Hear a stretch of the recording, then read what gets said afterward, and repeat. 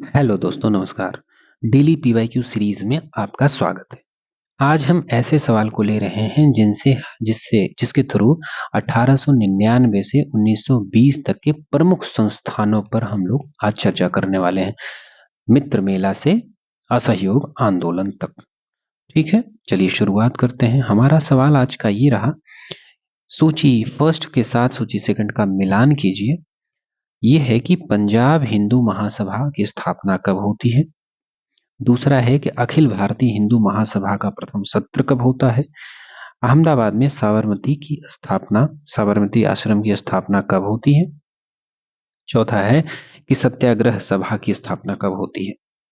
तो आप लोग देख के मिला सकते हैं। फिलहाल हम अपना काम करते हैं कि सत्याग्रह की स्थापना जब हो रही थी तो सत्याग्रह कब शुरू होता है। 1919 में जब रॉलेट एक्ट आता है तब। इसमें आगे बात करेंगे कौन कौन कब कब था। और साबरमती आश्रम की स्थापना महात्मा गांधी द्वारा की गई थी। 1915 में आए थे लेकिन 1916 में की गई थी। 1915 में सत्याग्रह आश्रम कोचरब की स्थापना गांधी जी करते हैं, उनका पहला आश्रम था ये।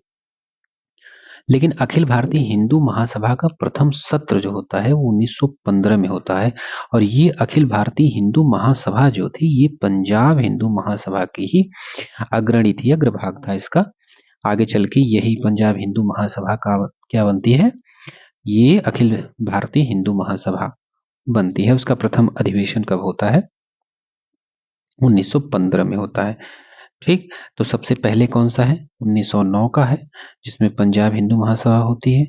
ठीक है, ये दोनों हैं, बाकी ये दोनों कट जाएंगे। उसके बाद 1909 से 1915 पे आएंगे, चौथा है, चौथा इधर भी है। हाँ, तो यही हो जाएगा फर्स्ट 1916 1919। ठीक है, ये सवाल बनता है हमारा। और इसके डिटेल में चलते हैं कि हम 1899 से 1920 के बीच में जितने भी संगठन हुए हैं उन संगठनों के बारे में बारी बारी से बात करेंगे। ठीक है, ओके। तो सबसे पहले हम डेट्स लिख लेते हैं। डेट्स ये हैं कि पहला है 1899। आप लोग गेस करते रहिए, याद हो तो आप बताते रहिए कि इस टाइम क्या हुआ था। दूसरा है 1904। तीसरी महत्वपूर्ण डेट हमारी आती है 1905। हाँ, चौथी आती है 1906 और पांचवी आती है 1907। छठवीं आती है 1909। सातवीं आती है 1913। हालांकि 1909 में दो तीन चीजें हुई हैं, 13 में भी हुआ है, अलग अलग करके देखेंगे। 1913 के बाद आता है 1915।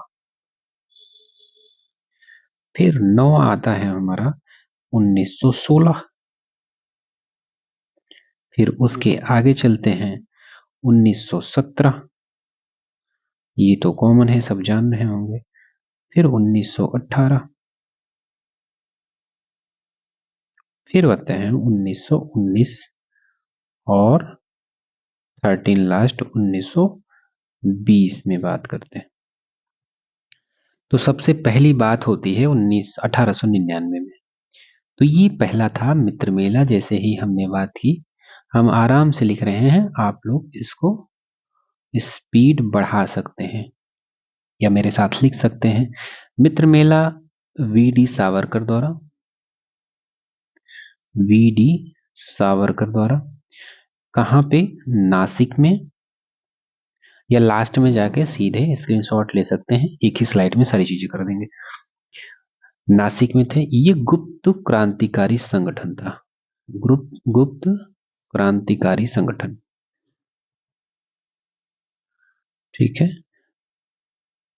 आगे चलकर यही मित्र मेला, हाँ, आगे चलकर यही मित्र मेला क्या होता है, बदलता है आपके अभिनव भारत सभा में। तो 1904 में अभिनव भारत सभा, अभिनव भारत सभा। तो ये भी सेम सेम आ जाएंगे। वी डी सावरकर जी मित्र मेला के विकसित रूप में ही इसको माना जाता है। लेकिन दोनों संस्थाएं अलग अलग हैं, ये बराबर नहीं है, अलग है। हाँ, उसका विकसित रूप जरूर माना जाता है। आते हैं अब 1905 में। 1905 में अनुशीलन समिति आती है। अनुशीलन समिति और ये अनुशीलन समिति बंगाल में स्थापित होती है। बंगाल में एक क्रांतिकारी संगठन ये भी था और उसमें प्रमुख थे प्रथम नाथ मित्र और श्री अरविंदो या अरविंद घोष। अरविंद घोष ये प्रारंभिक रूप से जुड़े हुए थे। अब 1906 की बात करते हैं जब, तो 1906 में एक बहुत बड़ा परिवर्तन आता है जो कि भारतीय राजनीति और सांप्रदायिक, यूं कह सकते हैं कि अलगाववादी राजनीति का संगठित रूप ये माना जाता है। ये था क्या? गेस करिए। All India Muslim league. All India Muslim league ये किसके द्वारा स्थापित होता है? प्रमुख थे आगा खान, पिछले वीडियो में भी हमने देखा है। आगा खान और क्या थे? नवाब सलीमुल्लाह। नवाब सलीम मुल्ला। ये कहाँ होती है? ये होती है ढाका में। और इसका कारण भी था। कारण ये था कि 1905 में बंगाल विभाजन होता है, मुस्लिमों और हिंदुओं को अलग करने की कोशिश की जाती है और इसी के नाते मुस्लिम सोचे कि हमें भी कुछ अपना चाहिए, तो मुस्लिम लीग की स्थापना होती है। अब आते हैं 1907 में। 1907 में कांग्रेस का विभाजन भी आपने देखा है, लेकिन यहाँ पे सिर्फ प्रमुख संगठन की बात करते हैं तो युगांतर संगठन आता है। युगांतर संगठन आता है। हाँ, युगांतर संगठन क्या है? बाई बरींद्र कुमार घोष। बरींद्र या बारींद्र कुमार घोष। और ये क्या करते थे? गुप्त रूप से बम फैक्ट्री बनाते थे या युगांतर अखबार में निकालते थे। युगांतर अखबार इन्हीं से संबंधित था। ठीक है। अब 1909 की बात करते हैं। 1909 में दो तीन चीजें होती हैं। पहली बात तो ये होती है पार्लियामेंटो सुधार आता है। ये पिछली बार हमने देखा है। तो पंजाब हिंदू महासभा, पंजाब हिंदू महासभा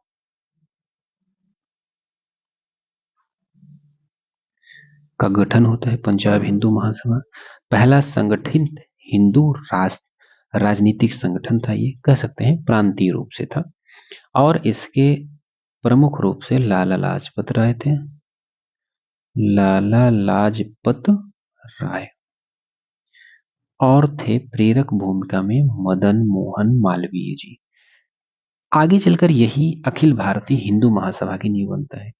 जो अभी देखा है अखिल भारतीय हिंदू महासभा की नींव, यहाँ पे प्रथम अधिवेशन होगा, उसको आगे देख लेंगे। 1909 में ही एक चीज और होती है, सेवक संघ।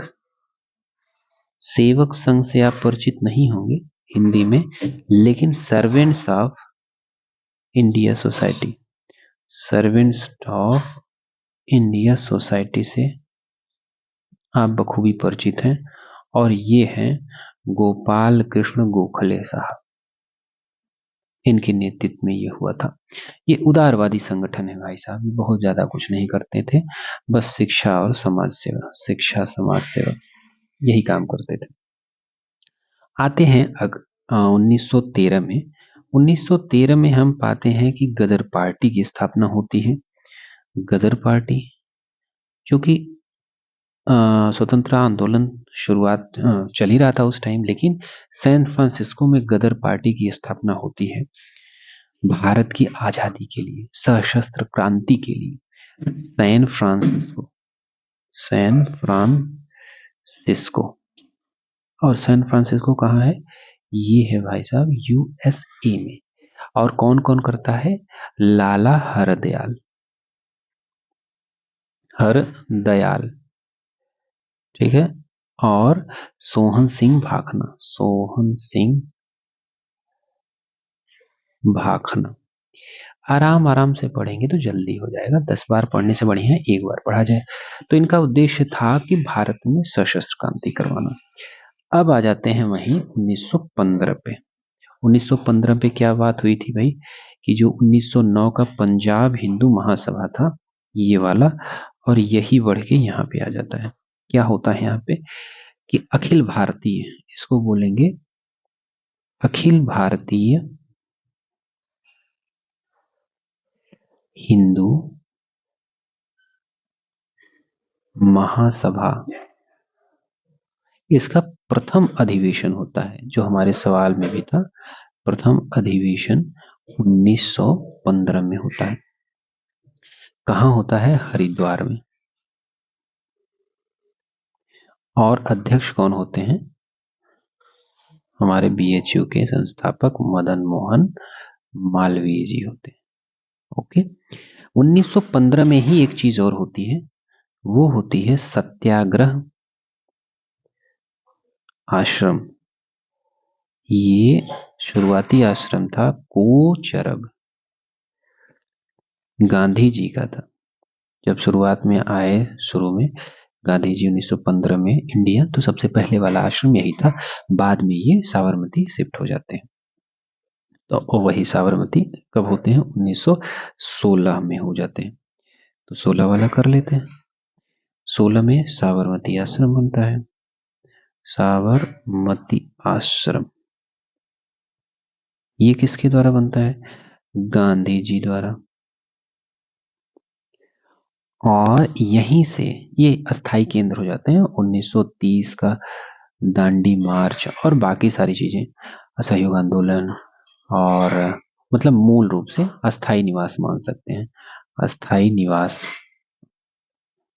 बना लिया उन्होंने, गांधी जी ने, यहीं से ज्यादा सारा काम धाम करते थे। 1916 में एक चीज और होती है जो कि हम पढ़ चुके हैं पहले, होम रूल आंदोलन, होम रूल लीग की स्थापना दो लोग करते हैं। पहले तो तिलक बाबा करते हैं, ये करते हैं पुणे में पहले, सबसे पहले। उसके बाद एनी बेसेंट साहब करती हैं, ये करती हैं मद्रास में।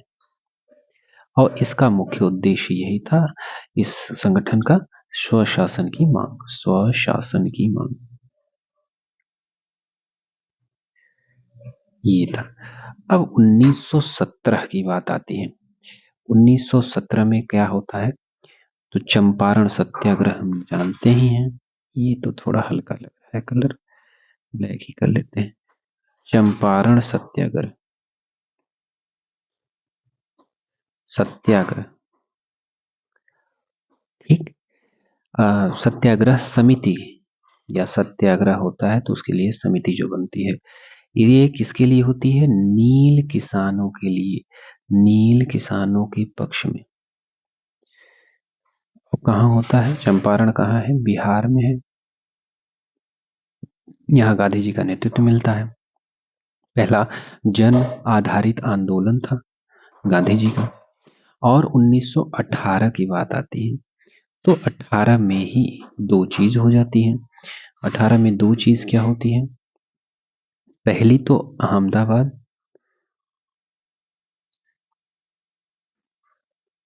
मिल मजदूर संगठन,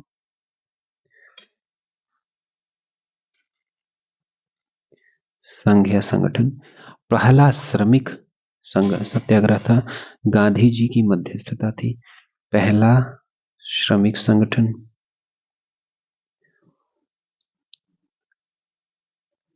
संगठन और गांधी जी की मध्यस्थता। ओके। और 1918 में ही बाद में खेड़ा आंदोलन होता है।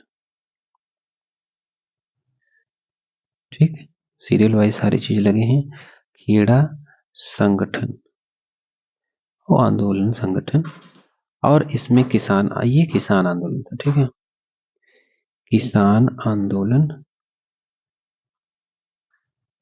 और लगान माफी के लिए लगान माफी हेतु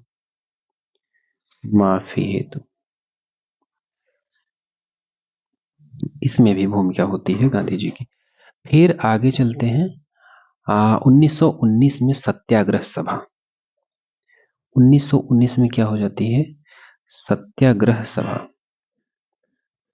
सत्याग्रह सभा ये क्यों होती है? रॉलेट एक्ट के विरोध में। भाई साहब, रॉलेट एक्ट न खतरनाक था के विरोध में। और इसमें ये था कि बिना अपील बिना दलील यानी कुछ बोले बिना ही सीधे जेल में भरा जा सकता है। अहिंसक जन आंदोलन था, गांधी जी का नेतृत्व था इसमें भी, गांधी जी थे इसमें। और इसको थोड़ा डिटेल में और देख लेते हैं कि इसी के बीच जब ये संगठन चल रहा था तो 13 अप्रैल 1919 को एक कांड हो जाता है जिसको जलियांवाला बाग हत्याकांड कहते हैं। जलियांवाला बाग हत्याकांड। इसमें यह था कि बैसाखी का दिन था, लोग मेला देखने आए थे और उसी मेले में मनाने आए थे, बैसाखी मनाने आए थे। तो रॉलेट एक्ट के विरोध में शांति सभा चल रही थी, शांति रूप में सभा चल रही थी। लेकिन उसी सभा के बीच में आता है जनरल डायर आता है और बिना बोले बिना चेतावनी दिए गोली चलवा देता है। सैकड़ों लोगों की जान जाती है। और इसमें शांति स्वरूप सभा चल रही थी। क्यों? क्योंकि ये जो एक्ट था इसके विरोध में 2 लोगों को गिरफ्तार कर लिया था जो इसके विरोध में थे। वो थे सैफुद्दीन किचलू, डॉक्टर सैफुद्दीन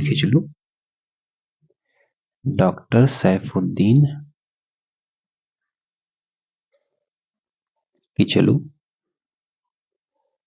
और ये स्थानीय नेता थे डॉक्टर सत्यपाल। इनकी गिरफ्तारी के बाद ये शांति से भाई चल रहा था, लेकिन जनरल डायर ने आके इन पे गोलियां बरसा दी। और इसके विरोध में रविन्द्रनाथ टैगोर ने नाइटहुड की उपाधि त्याग दी थी। नाइटहुड की उपाधि त्याग दी। और इसके बाद 1919 में ही खिलाफत आंदोलन होता है। खिलाफत आंदोलन किस लिए होता है? ये मुसलमानों के लिए आंदोलन था। ये की नेता थे अली बंधु, क्योंकि ब्रिटिशर्स उस समय तुर्की पर भी काबिज थे और उसके खलीफा, तुर्की में जो खलीफा था मुसलमान, उनको बहुत ही अपना इष्ट मानते थे, बहुत मानते थे। इसकी वजह से उनको हटाना चाहते थे अंग्रेज, जिसकी वजह से भारत में भी यह मुद्दा बना और खिलाफत समिति बनती है, खिलाफत आंदोलन होता है। इसके प्रमुख नेता अली बंधु थे। और इसी के बाद 1920 में ही कांग्रेस और कांग्रेस भी आ जाती है, प्लस खिलाफत आंदोलन या खिलाफत समिति जो थी,